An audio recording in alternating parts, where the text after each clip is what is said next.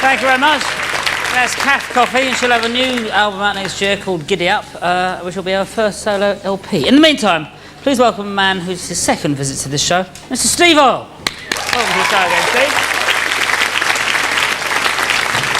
Now, the song you played earlier, Telephone Road, is that a real road? Yeah, it's in Houston, Texas. Actually, the Telephone Road in my song doesn't really exist anymore. That's Telephone Road in Houston, Texas, circa 1971 or 72, which is when I lived there.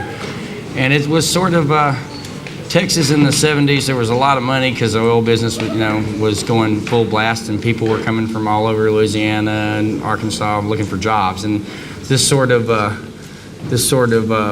white trash Riviera developed between South Houston and Galveston, Texas, and that's Telephone Road.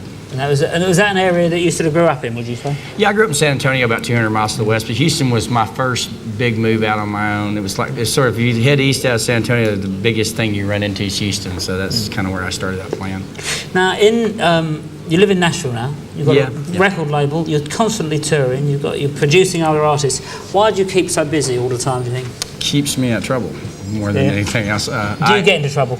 I've been known to. Yeah. The last few years, I haven't been getting near as much trouble. I'm getting a lot more done, I've discovered.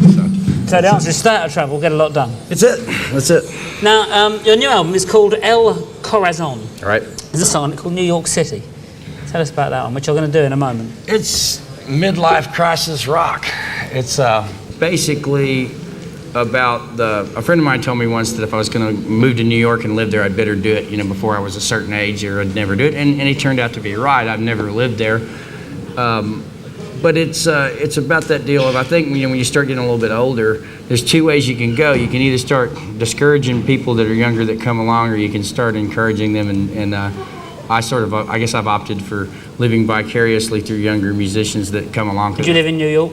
I probably could, except my kids are in Nashville, and it's sort of, there are times that I think about it, but it's also, where I live, I can go, it's a lot easier to get someplace to go fishing in Nashville than it is in New York. Get into trouble in New York as well, won't get anything done. Well, I have been known to get into trouble, but I got in plenty of trouble in Nashville, believe that.